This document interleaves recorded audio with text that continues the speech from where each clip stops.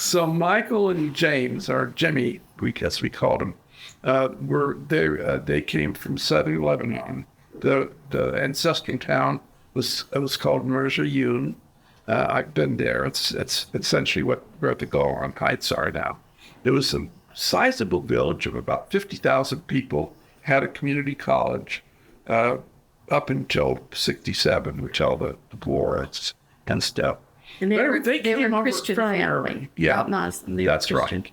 And the first ones came over, and I'm guessing the dates now being about 1897, because the second group that I have record of here was when my father came, and there were 5 of them, including Grandma Naify, came over in 1900.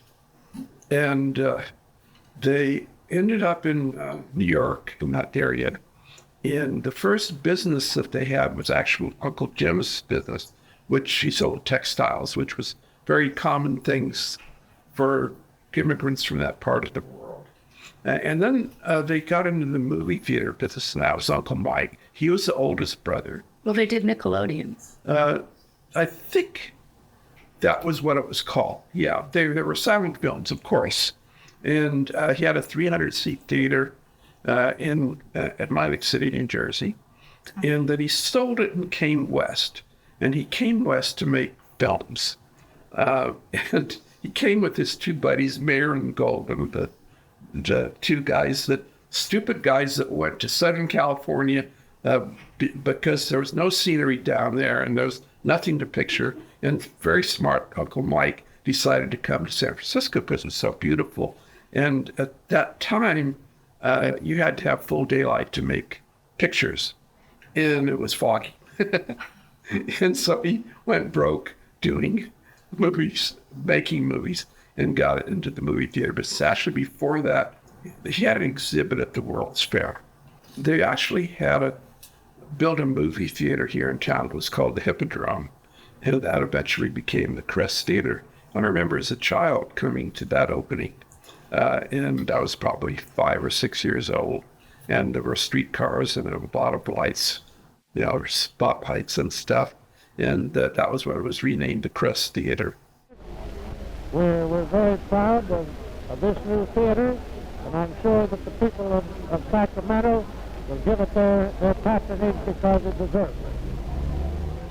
Most of the movie theater activity was in the Bay Area. And there was a partnership of 2 guys named Turner and Dankin who had several theaters, and they initially teamed up with those guys. And there was a 50% ownership. There was Michael and Jimmy, my namesake James. And then over a period of time, Turner and Dankin were bought out by Mike Naify. And the initial growth was a lot of acquisitions and a few theaters that they built. And they did all the small communities in Northern California. My dad, whose name was Fred, was a minor partner in that business. And I think he and 2 other brothers had maybe 1.5% or 2% of the whole company. And it was called United California Theaters. And it had at one time about 120 theaters in Northern California. And I, as a child, because my dad we lived in Chico, California. She and I were both born in Chico. But you lived above the theater, I lived above the Senator Theater in Chico. And it was an interesting theater because it was the movie stars, and there was no television to be on. And they would go on a circuit on a train from San Francisco up through Northern California, and then into Portland in Seattle. And they would do live performances. And so the Senator Theater still exists, has a big organ, a full stage, probably 12 or 1,400 seats, something like that. And there was an apartment building above it, and that's where my dad lived, and that's where I grew up until I was 6. And I remember in my childhood, instead of having babysitters, we would walk down the hallway to the second floor exit of the theater, and with a bag of popcorn that mom gave us, and the ushers were our babysitters. And so I saw a lot of movies as a child. And then Dad was then, Fred Naify, was the district manager for all the movie theaters from Dunsmuir down to Lodi, actually into Stockton, I think, and nothing in the Bay Area. And there were... Jim can name all the theaters that were in Marysville and Yuba City and Right. Chico and all those little towns. So They all got a movie theater. and they called this State Theater or California Theater. So there's California Theater in Dunsmuir. I think it still exists. In Reading, there was a Cascade and a Reading Theater. And Red Bluff, there was a State Theater. There were theaters in Willows and Auburn, Portola, Placerville, all those small towns. And was that UA then, or was it United States? Well, they were mixes. So the small town theaters, my dad and some other brothers and other partners were involved at them.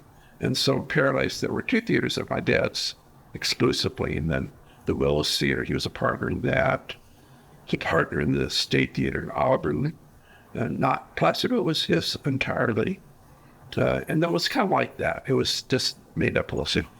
So this business grew to that. I get different numbers from different people. It's about 120 movie theaters. And they expanded rapidly and were running short of cash. So they arranged a sale of half the theater company, United California Theaters, to United Artists Theaters, which is a big national chain, had, I don't know, maybe 350 theaters, and not just in the United States, but had in the Philippines and other places. Now, it was a pretty extensive operation. That theater chain was separated from the film-making company, United Artists, in 1938 by the consent decrees that were part of breaking up monopolies. And so then it was kind of off to the side. And in the sale of half of United California Theaters to United Artists, there was an agreement that United Artists could purchase the second half 20 years later. And 20 years later, which that's, I'm not sure if the dates, it was 1960. I think that's the date that would be in my head, but I read elsewhere that it was 1964 before it was finally finished. But the finished result of it was that the Naify brothers ended up with over half of United Artists Theaters, about 60% of it. So they now have this national chain going. And almost, well, quite soon after that happened, a couple of years, Michael Naify was still alive, and his son Marshall was the president, and his other son Robert was a CEO or CFO or something. They were kind of in the top management. And almost after that, they sold off the cable company, and that was a very lucrative franchise because it was like Comcast in Sacramento. They were exclusive. They had a lot of cable outlets. And finally, they sold off the theaters a few years later. But they ended up with several thousand theaters. Yeah. They had like 3,000 theaters. Yes. All around the country. Yeah. That's right. And that was, so when we got married in 1977, the family still had the company. Yeah. Because we got movie passes. So we got to go to all the movies free. That was the one That's right. Yeah. that we had as relatives. And we also had courtesy passes from the Blumenfelds, who had local theaters, Tower and Esquire, Del Paso indoors, and they had 2 drive-ins. Thunderbird was the other one, Starlight. Anyway, it was sold after 77. That's right, yeah. The company, they sold the company for tens of millions of dollars. Yeah. Or hundreds of, I don't know, a lot. Maybe in the 80s. Yeah.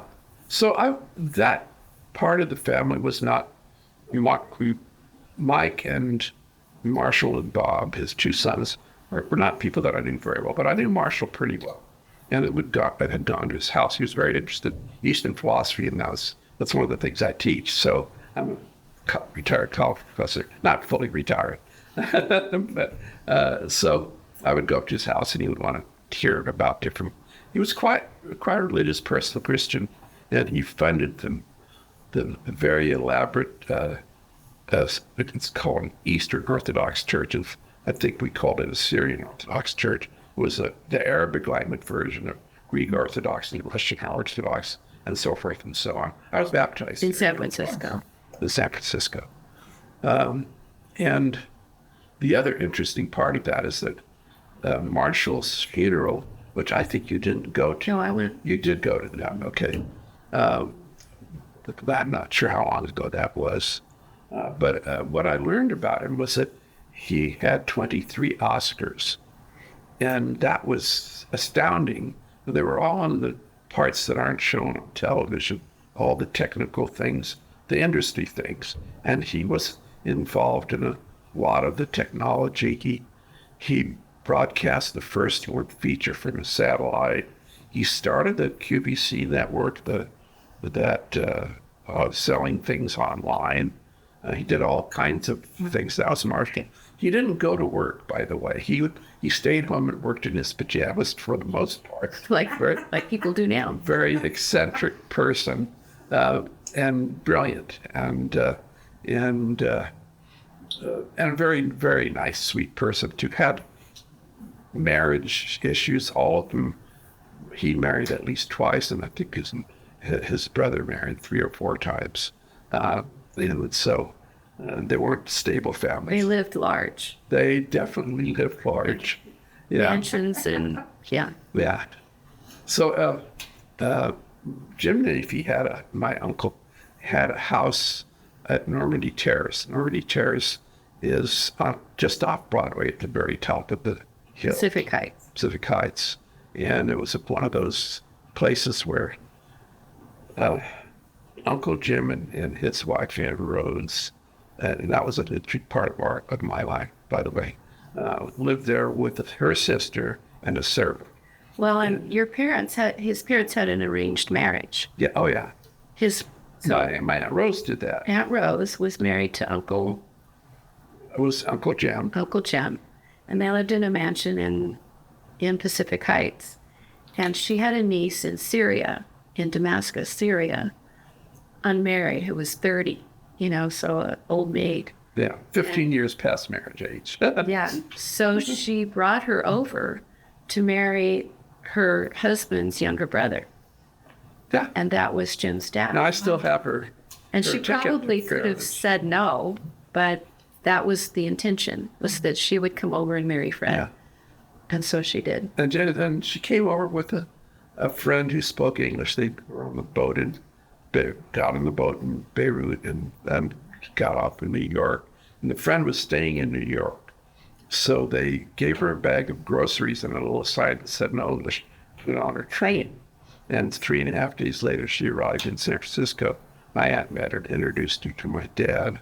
And that was their marriage, 40 plus years. And so, but yeah, that was an interesting thing because, well, it got very complicated because Aunt Rose was by marriage an aunt and by descendants a great aunt. So it was just strange. Were there 2 theaters in Sacramento, the Hippodrome and Alhambra? Oh, so the Alhambra was always a United Artists Theater. Until the merger, we had no connection with it. And your uncles built that theater? No, United Artists would have built the Alhambra Theater. Mr. Stark, the architect, he lived over the fence from us in Land Park. That house is still there. I was sad that I didn't buy it when it was available because it was in the style of the Alhambra, I just kind of wasn't ready for it. Didn't need it. But anyway, the other theaters, United Artists, California theaters before it was United Artists, had a couple of drive-ins. The Westerner in Fair Oaks was the other. Oh, the Mather drive-in. There was a Mather Field drive-in. My dad had 2 drive-in theaters that they were very, very lucrative. That was what tipped the balance in favor of United California theaters over at United Artists, who had huge bars in big old cities that were costing money, and they were just raking a lot of dough in the drive-ins. So yeah, my dad had the Highlander in North Highlands and the Sunrise in Fair Oaks. Blumenfeld's had that Starlight, and then they had one at Fruit Ridge, and I think United Artists had the Southgate at the time of drive-in theaters. Other movie theaters that were prominent was one that my dad owned, which was called the Rio Theater. Ran Spanish films, Mexican language films, a huge theater on J Street where the Kaiser is, 521 J Street. So it was about a 1,400 seat theater, and had a full stage and was a very elaborate, fancy theater. In fact, I think it was originally called the Diebenbrock Theater, which is a well-known family in the history of Sacramento. And then of indoor theaters, they were kind of going out of style at the time, especially in the early 60s, because the first multiple auditorium things that the Art and Fair came in, they were very much more competitive because they could move a film from one auditorium to another, and they could show 3 or 4 or 5 or 6 different features at one time. Well, in those days, films were on film. Right. And somebody had to go to San Francisco and get them. Yeah. There was, a lot of transportation of films back and forth. them up. Yeah, there were 2,000-foot reels, and most of the projection rooms had 2 projectors, and they were marked so that you had to switch from one to another. That's the first time I ran projectors was where you had to fire up the carbon arc and then watch from the mark and shut off one projector and turn on the other, and quickly get over to pick that reel off the projector, put it on the rewind, and get it back into where you could run the next, run through it the next time. How often did you do that? How old were you? First time I did it I was about 15 or 16 as a projectionist. And I ran a drive-in theater for my dad in Paradise, California. It was the summer before I went to Cal. And when I say I ran it, there was only 2 other employees. There was a cashier and a young woman who worked at a snack bar. And so the cashier would arrive and she would sell the tickets in front, and I would be setting up the projector. And then at the intermission, all the people, it was like a 15-minute intermission, I would work in the snack bar, and by that time the cashier had gone home. And this was summertime for about 3 months, and I lived by myself in the house that we had in Paradise. And the days were hot in the daytime, and so I would get up after I'd close the theater at about 12:30 or 1 a.m. Then I would go back at 5 a.m. and clean the lot and go home and sleep. So it was like a broken swing midnight shift, It was a good experience. And when they were tearing that theater down, it was after we were married. That's right. Oh, yeah. That's out the indoor theater. The indoor theater. And we went up there and tore out the floor. It was an old wood floor. And Jim's brother put it in his house, and we still have it in our wood shop behind our garage. Yeah. So we have a memento of the Paradise Theater. So the Alhambra, so the connection with that. So once United Artists had been acquired by the Naify family, that was when I first got to see the theater in any detail. A man named Dick Mears was the manager, and he was succeeded by, can't remember his name, Bob Green. And Bob, I think, was running one of the drive-ins, and they kind of promoted him into doing the Alhambra. I remember at 14, I had a job there cleaning the fountains, and the fountains were not part of what the janitors would deal with, so I had to get up and I had to be driven down there to do that. And then I also worked at the California Theater on 35th Street, and my dad had his office there. So there were two other indoors. One was the California. Was that a UA? United California Theaters, never UA. Yeah, there were still United California Theaters. And the Colonial Theater, which still exists on Stockton Boulevard. Dad's office was at the California Theater, and I worked tearing tickets and being an usher there, starting when I was 12. Well, and wasn't Buzz Oates, 25 cents an hour. wasn't Buzz Oates involved there? Oh, yeah, Buzz was down the street in the key shop. And he had just come back from the service, of course. And so Buzz was known to us. And then the Guild was down the street. Yeah, so it wasn't very much of a theater. California was a beautiful, beautiful theater. It had 4-channel sound, magnetic sound. And so I have some of the speakers from the theater after the fire, old JBL speakers. She wants me to throw them away herself. I got sort of pieces of the speakers from the Alhambra Theater. So they had lines above the big cabinets that held the paper speakers. And I have two of the drivers, so we're called 375 drivers, and they were originally used as air raid silence, a siren. There would be two of them feeding into a single horn, and then this complex of lines.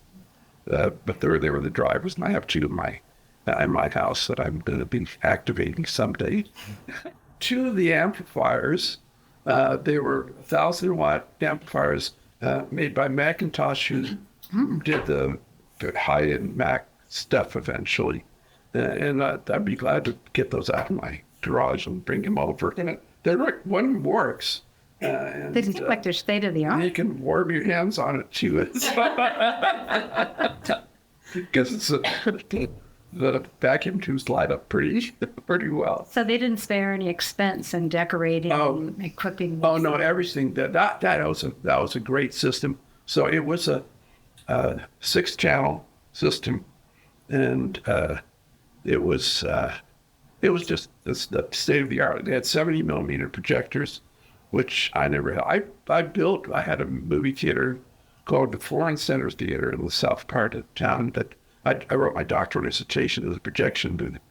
And so, but I built the 4-channel magnetic sound system for that. And I remember, and this was after all my academic college work was done. I hadn't quite finished my dissertation yet. And I would show, particularly Woodstock, to my friends after midnight.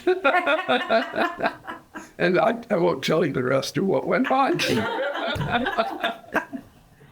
Well, when you were young, do you remember any of the movie stars that came through and maybe stopped? Well, no, I don't remember any of them. I know that Bob Hope and Bing Crosby and all those people stopped there. That was part of their train trip before Vegas. So after that, they got off the West Coast train thing in between the films and went to Vegas. But it was a major stopping place. That theater still exists, and it's Which one are you talking about? The Senator Theater in Chico. Yeah. Well, and for some reason, the matriarch of the family, Grandma Naify, ended up in a house in Paradise, which is just outside of Chico. Yeah. So all the family would make pilgrimages Right. to Paradise to visit Grandma Naify. So all the fancy folks That's right. from San Francisco. That's right. They would spend summers up there. Yeah. Yeah. So Marshall and Bob, the two sons of the oldest brother. So I don't know about Dodie. I'm fascinated by her because I grew up reading about her. And she married Spreckles Sugar, Rosecrans. That was that name. So their combined fortune was considerable. And she had a house on the Grand Canal in Venice and a fancy apartment in Paris and a famous sculpture garden called Runnymede in the peninsula. Yeah, So she was a big supporter of that was Uncle Mike's home. He had a home. Really? Yeah. He had a home that there used to be regular parties at his house. Yeah. And as a child, I was there. So this is where Missy lived, that area. No, it's No. not. No, not too far. Not too far. Well, and the other thing that was interesting to me is I grew up in Chico with the movie theater. We also have a home in Santa Cruz, and the two movie theaters in Santa Cruz were also United Artists. Sure. And the decor of the theaters in Chico, there were all these fairies painted on the walls, these big, beautiful murals of little fairy girls swinging on vines and flowers. And that was kind of a style of the theaters in those days, which I thought was kind of fun. I never did. The Alhambra was gone before we got married, so I never did see it. Yeah. But we did get the piano, and our sister-in-law got the big fancy piano. She has a big, 9-foot concert grand yeah. that was in there. From the Still in her house. That she We got the cabinet grand that's very old. It's got to be from the 1800s. It's very old. So, what else was interesting about? Oh, and then my godfather was Jim Naify's son, Richard, and he ended up presiding over the sale of the Alhambra, actually dismantling it, the Alhambra. But he was married.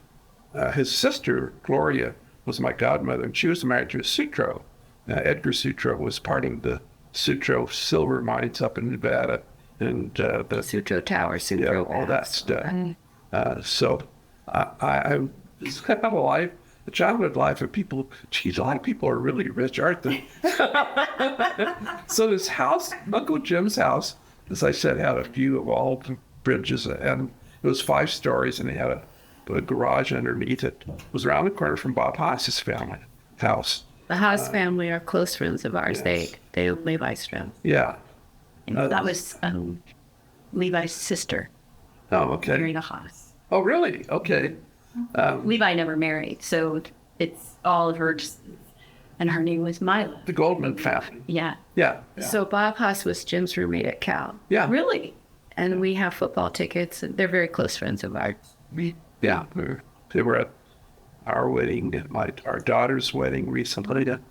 So, What was so special about the Alhambra? Because everybody seems to be so fond of well, it had a spectacular entrance.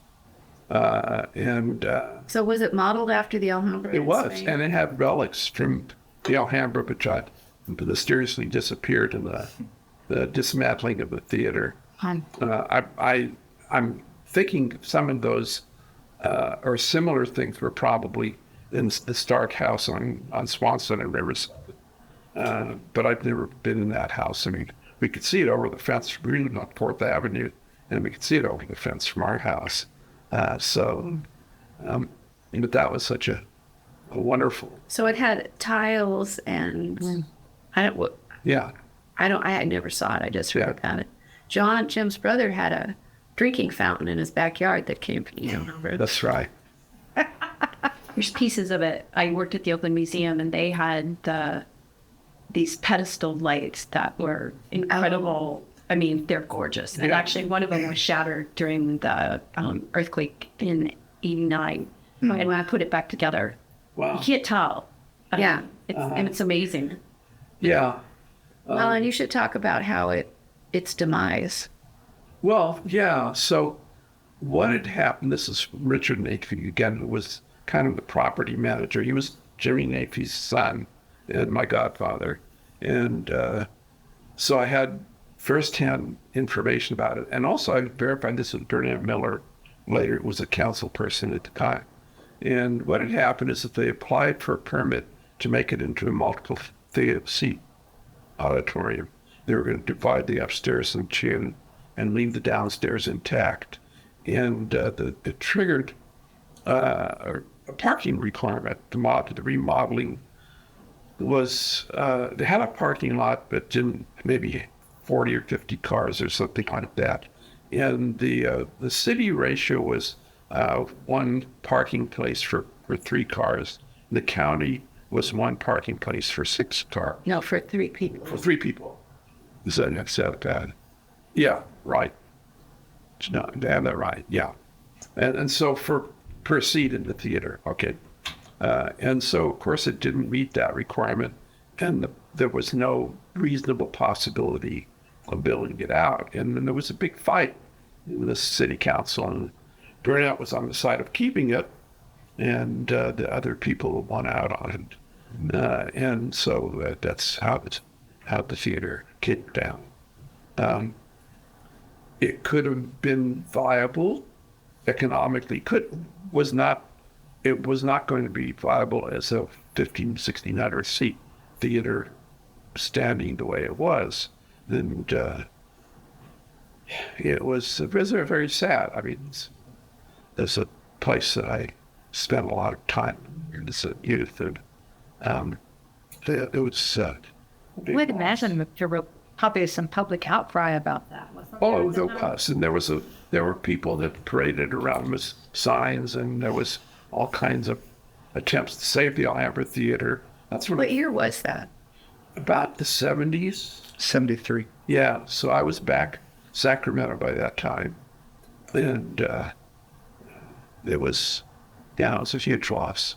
It's one of Sacramento's earliest preservation efforts. Yeah. Yeah. That failed. But it spawned a broader preservation network that went. So my sister-in-law Gloria, I think still has the frames that they used to put the coming features in her house. I don't know what else she might have. My brother collected posters, and so there are probably some valuable posters, but I don't know if those were saved or not. When you say some of your favorite times were spent there, what were your favorite times in the theater? Well, just going in and watching movies. Yeah, it was once United California Theaters had taken over United Artists, then it was just a walk-in whenever we wanted. And I didn't like Dick Mears, and he didn't like us.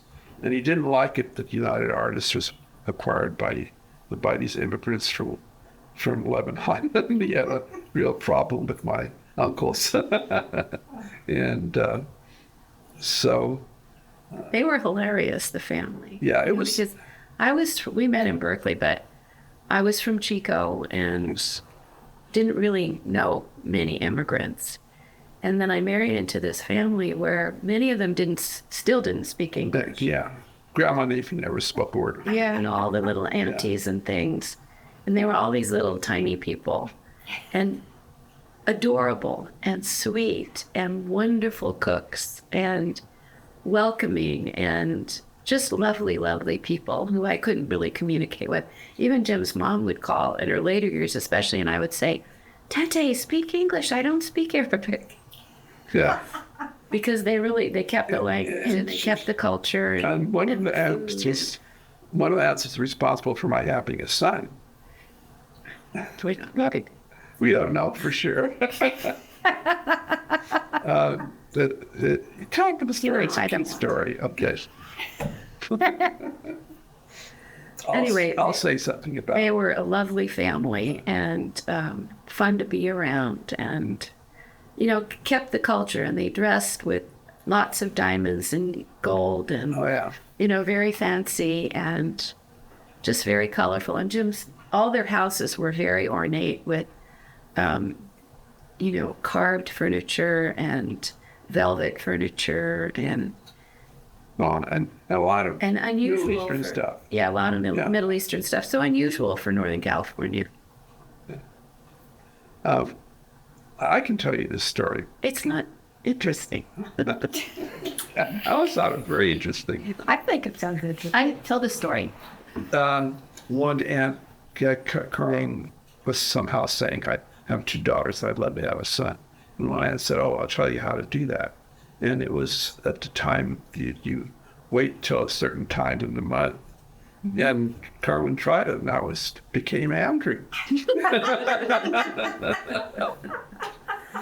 But, I guess there's some verification of that. Well, my gynecologist told me the same thing. Yeah. Yeah. So, They were all about boys. Oh, they were definitely. So I have a family tree. I didn't bring it with me. has all the Naifys that have ever immigrated to the United States. And so on the West Coast, the name is spelled the way we spell it, Naify. And for most of the rest of the U.S., which was a lot of Oklahoma and Tennessee and other places, it was Naifeh, which was actually true to the Arabic. I took Arabic at Berkeley, and so I had a good sense. I lived in the Middle East for a couple of years. So when they came through Ellis Island and they said, "What's your name?" they would say Naify. Yeah. And depending on who was recording it, it would be spelled differently. I was Right. just going to ask, did they come through Ellis Yeah, Island? yeah. So I think I have that. I have the document of their arrival, the Ellis Island arrival. So we've met other family members who spell it differently. Right. So I have a cousin who was a Pulitzer Prize winner, Stephen Naify, and did the book on Pollock and the more recent one on Van Gogh. He came one time to Sacramento, and we met because he was giving a talk in a property that we owned where the old Beers bookstore was. We donated property to, Center for Modern Art. yeah, And they which eventually merged with Purge, which I founded. But yeah. they were tenants of ours and never acknowledged us or thanked us. It was the best property they ever had. We gave it to them free for at least 5 years. Yeah. They never invited us to anything. Never. But one day they invited us to this thing and we went, and it turned out it was Jim's cousin. He was talking about this book about Pollock.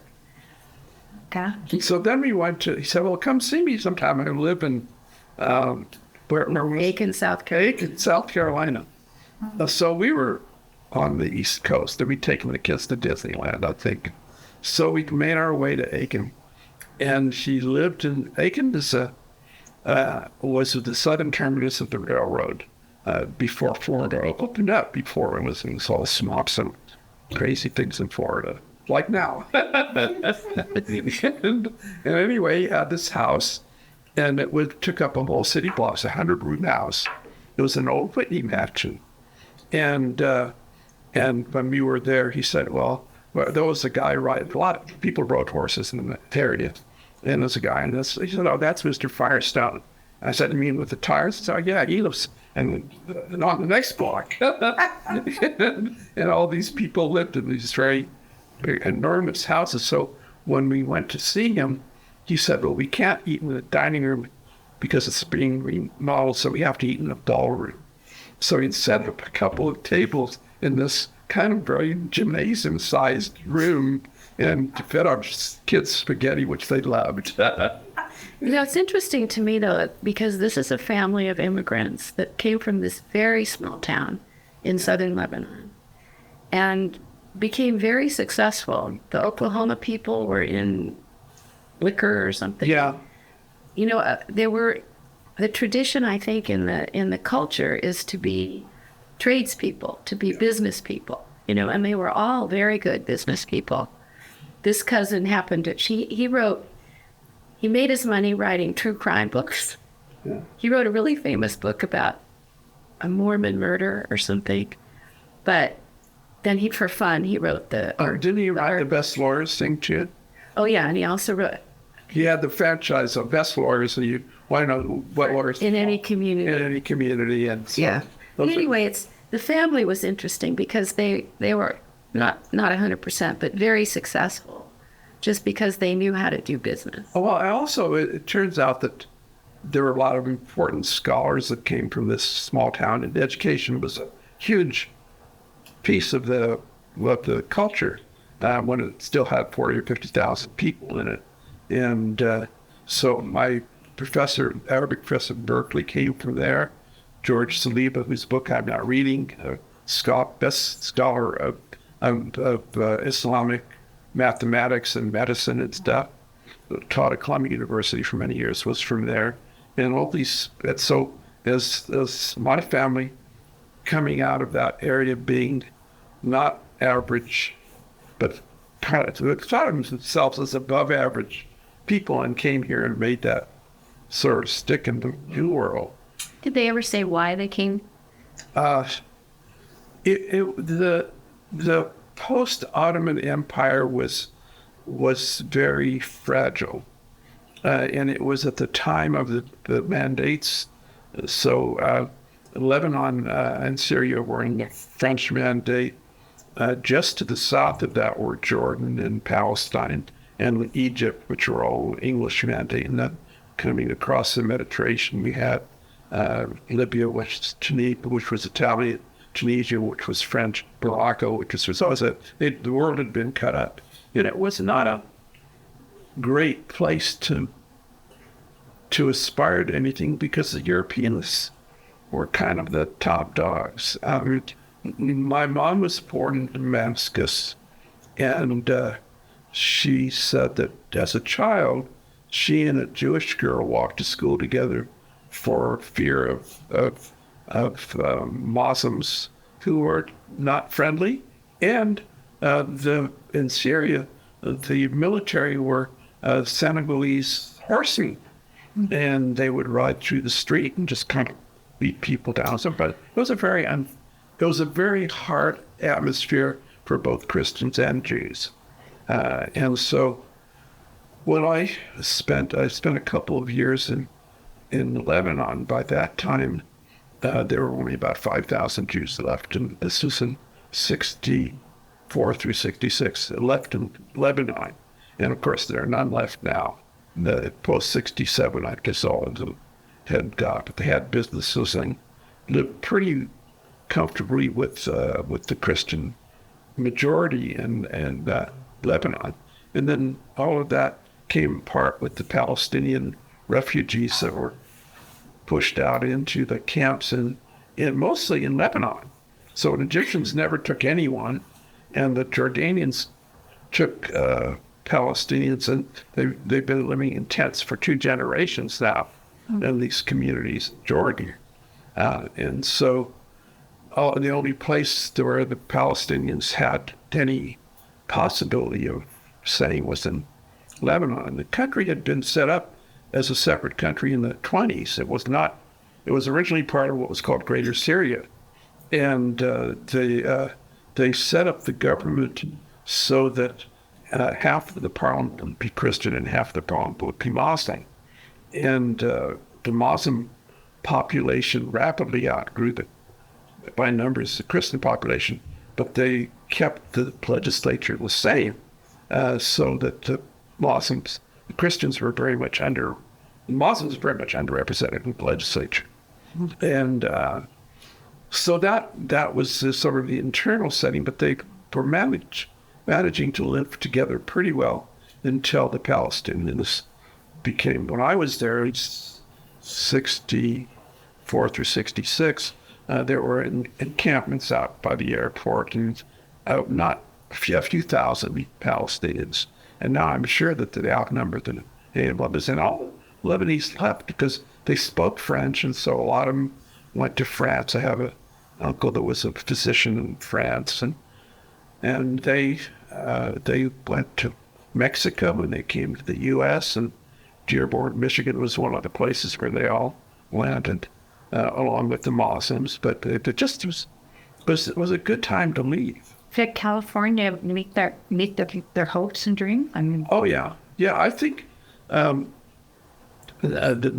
they were pretty successful outside of the Naify family in a variety of things. There were other movie theater families. The Nasser family had a number of movie theaters in San Francisco. In Sacramento, as a child, there was a place called the Syrian Club. And I don't remember where it was, except it was out in North area somewhere. It was a club that was owned by people in all of the Muslim Christian people from Syria and Lebanon. It wasn't a church, it was a secular social club. And that people went there for years and parties and a variety of things. such a close-knit community. Very close-knit community. And so when my mom came over, as I said, she didn't speak any English, but she learned English pretty quickly because she spoke French and taught French. And a lot of these people didn't have the advantage of being literate in French.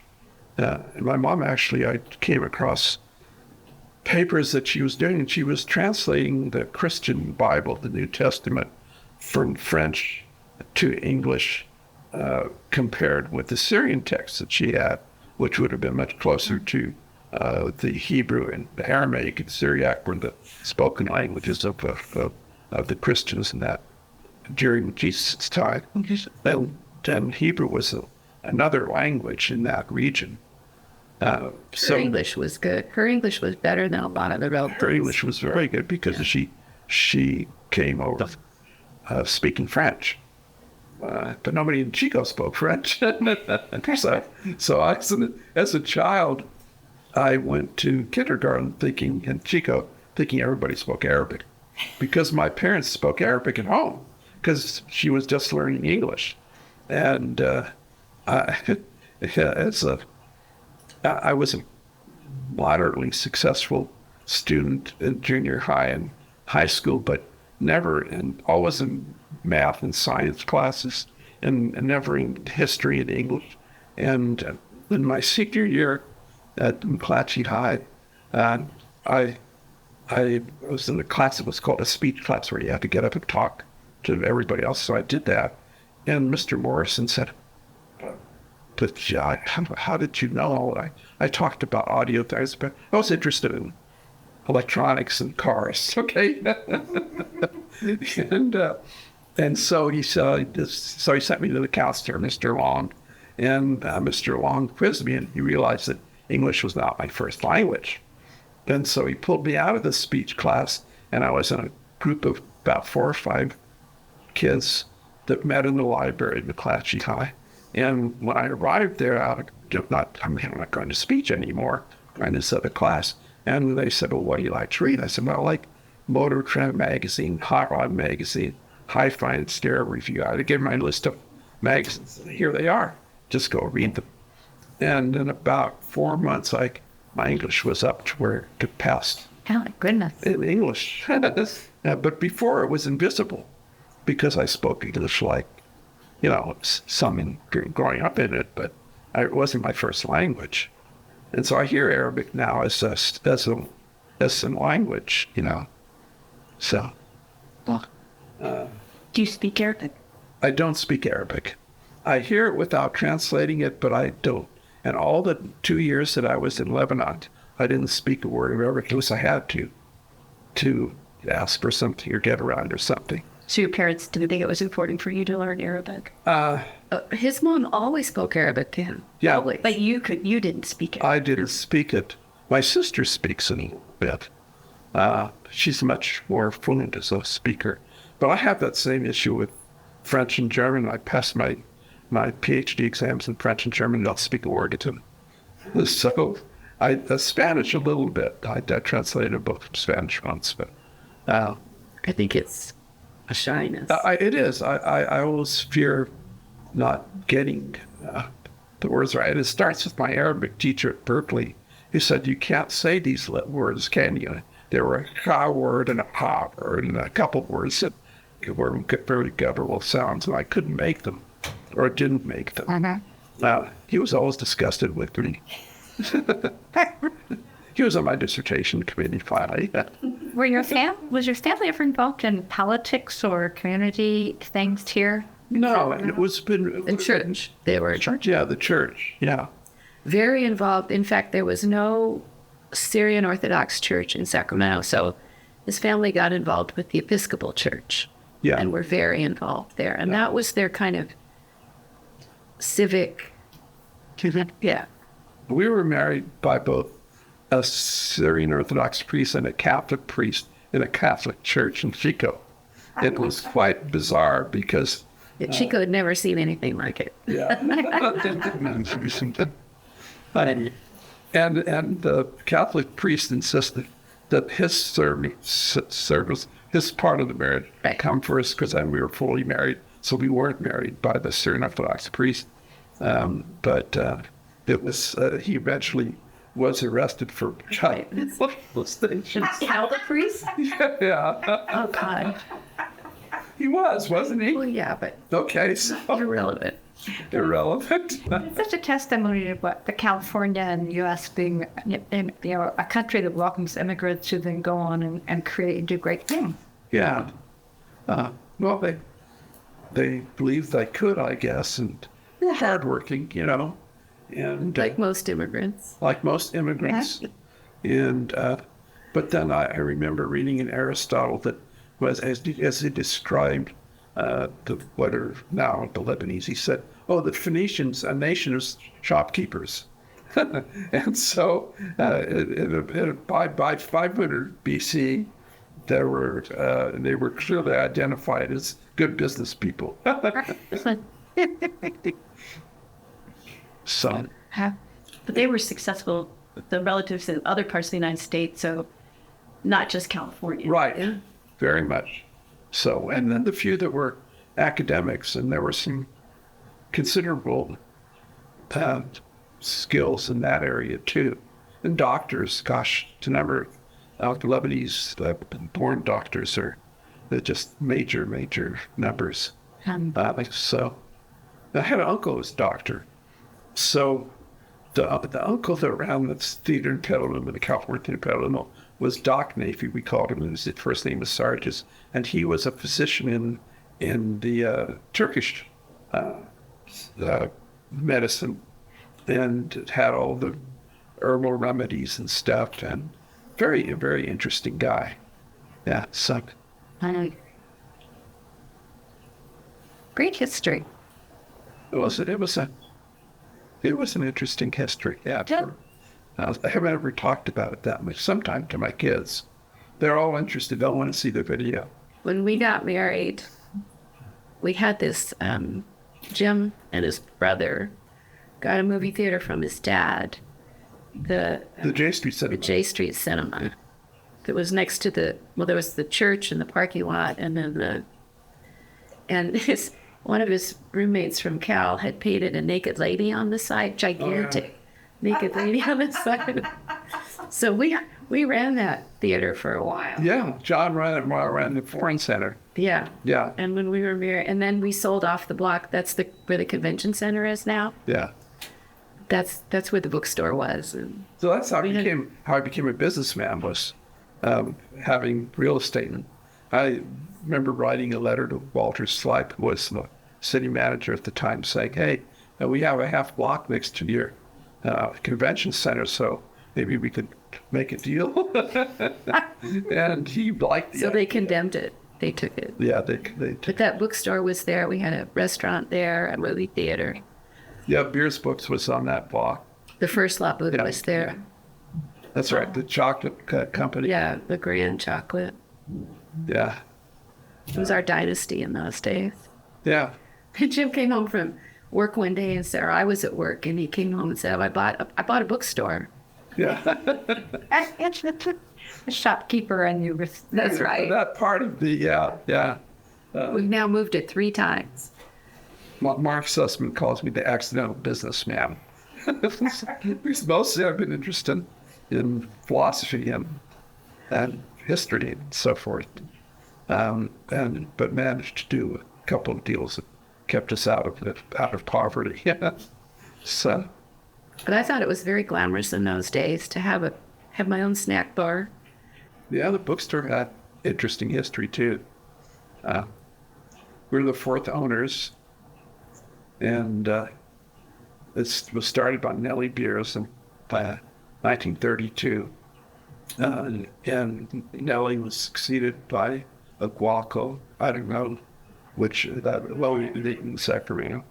And then Harvey Shank was the person I bought it from. Harvey was a retired Aerojet employee. And he was eccentric. He talked to his dead wife and had mysterious things in his life. And then he decided to sell it one day, and we were his landlords. And he said, what will I do with that? I said, well, I'll buy it from you. I don't care. Bookstore is a nice thing to own. And it was a good thing for an academic to own. And so we ended up buying the bookstore and moving it, as she said, 3 times. And my son is running it. And he's doing really, really well with it. He just loves it and is devoted to it. he's really transformed it. So that he succeeded as the manager there, a guy that had been there 42 years. So this person, what was his name, Carlin? Bill Senecal, that had started there at 17 and worked there till he retired. And he was sort of the guiding light of the bookstore through all the times that I owned it. And he still comes into the store. He buys books at yard sales in the neighborhood and does some searches. We buy a lot of books from estate sales and things like that. We just finished up the one with Gary Hart. Gary Hart's collections, unbelievable collection of books. It was incredible. And Andrew and I spent about 5 hours out there sorting through, and took about a third of the books that she had, and the rest of them, there. And it's buying an estate is a dice roll. And sometimes you get things that are worthwhile, and sometimes you get landfill stuff, So. Yeah.